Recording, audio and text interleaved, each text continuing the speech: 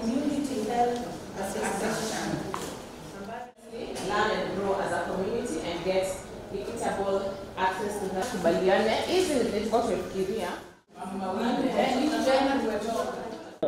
We were looking at the challenges that women with the disabilities encounter when they go to the health facilities, especially when it comes to reproductive health rights and even the family planning. Is it that they are being decided for on what to do, or they are given opportunity to decide for themselves? Why do we feel that if women with a disability have their children, or if they are in their reproductive age, or if they are sexually active, then it's like a crime? No. And that is the perception that some people believe or think that women with a disability are asexual, which is false.